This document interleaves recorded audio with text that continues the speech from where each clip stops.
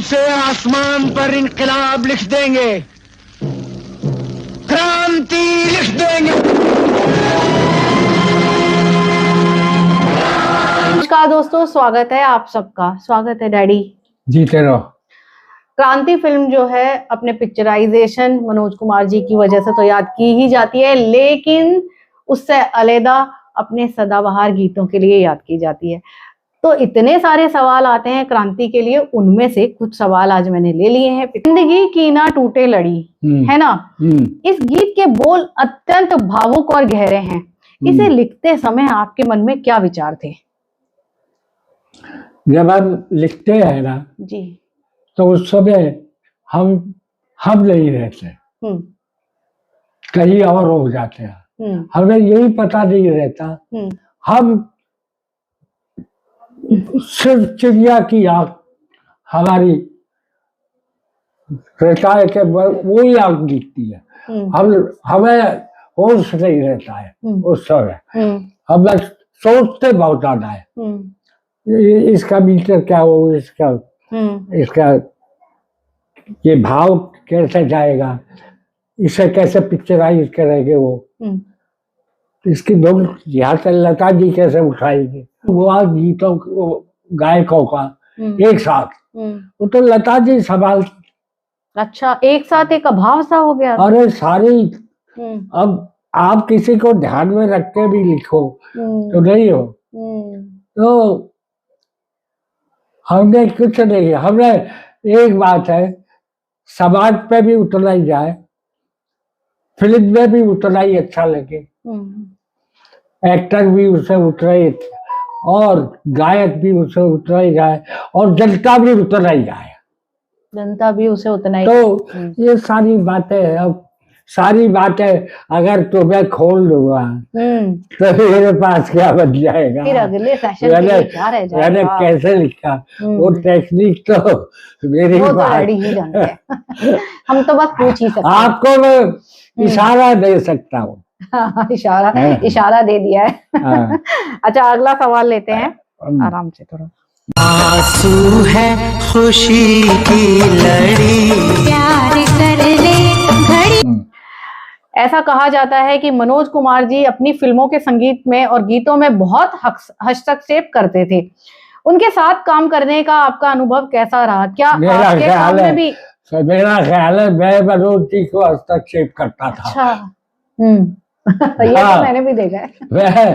मतलब ऐसा नहीं, मनोज जी बहुत सहज थे, और जो गड़बड़ हो मुझे सिखाने में, मैं तो लौट रहा था 2-2.5 घंटे तक, तो मुझे घुमाया, बहुत सहज थे। जितना बढ़िया गीत उनके साथ बैठ, मेरी एक आदत है साहब जी, वो संगीतकार क्या और वो प्रोड्यूसर डायरेक्टर क्या, जो अपना पसीना नहीं बहाए और मेरा ना बहाए, और संगीतकार जो है अपना पसीना नहीं बहाए और मेरी जान ना निकलवा ले और अपनी जान ना निकाल के रख दे, तब बनता है गीत। तभी तो आज फेफड़ों से नहीं बनता।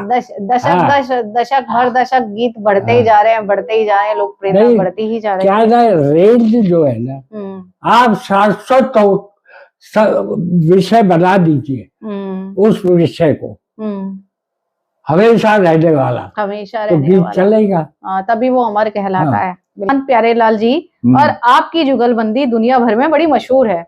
अच्छा, है ना। देखिए, इस फिल्म का संगीत दिग्गज जोड़ी ने दिया था।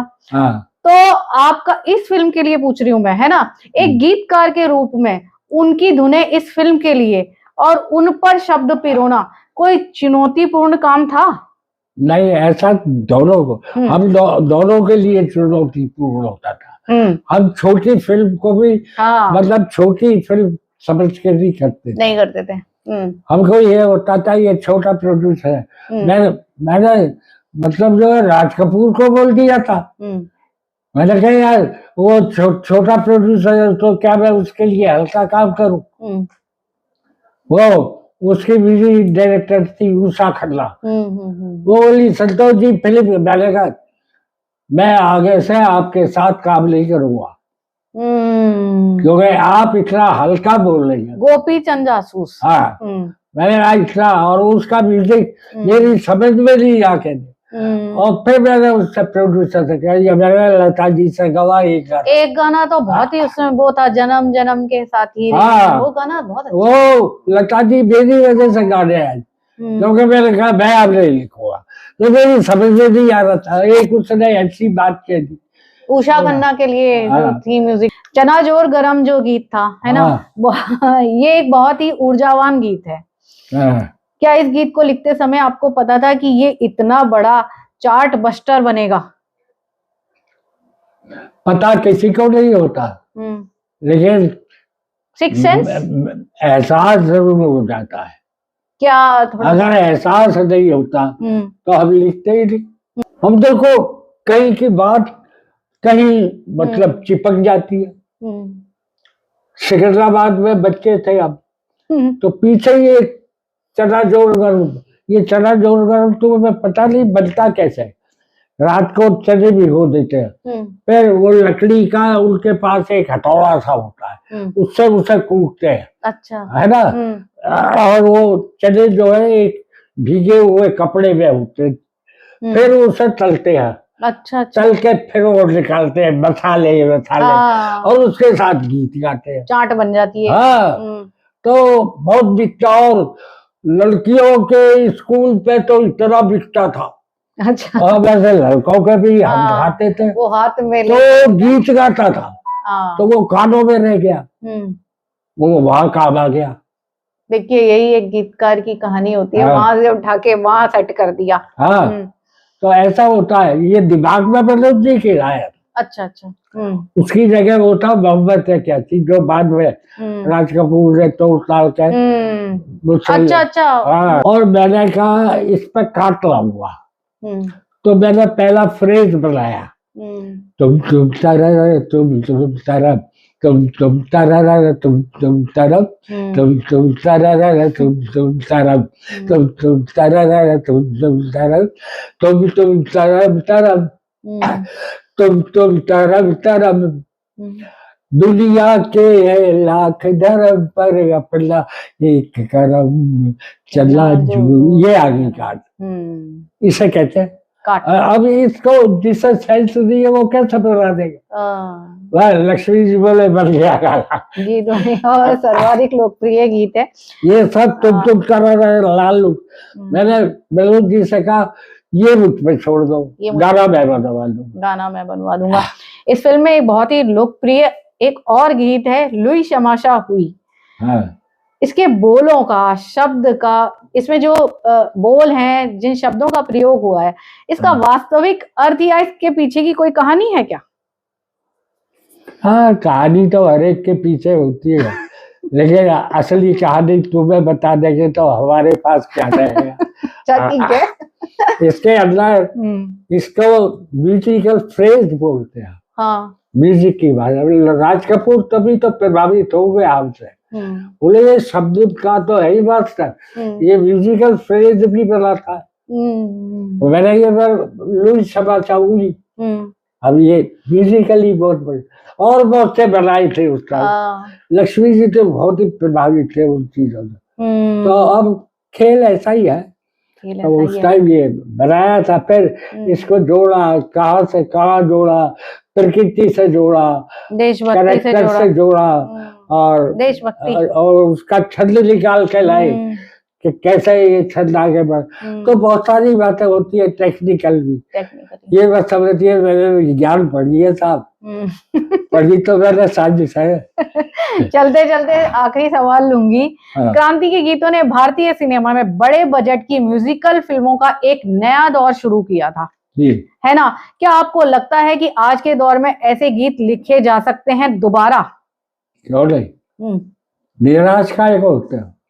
अभी तो मैं जिंदा हूँ, बस एक दुआ कर लो, लक्ष्मीकांत प्यारेलाल जैसा संगीतकार मुझे दे दो, जिसके पास दिल भी हो, सुर भी हो।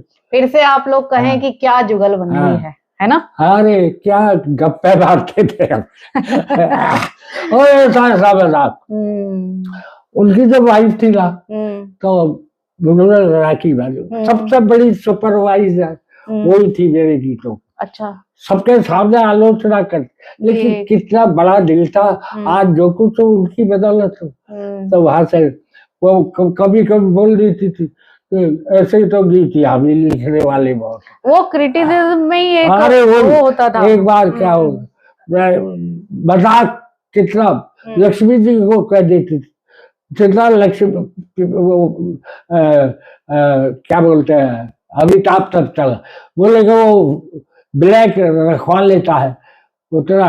आज तक वो उससे बोले अपने लड़के से बोले टिंकू राम बोले आज तक डैडी को। अब तो लक्ष्मी जी फौरन बोले मैं उससे बड़ा करोड़पति हूँ।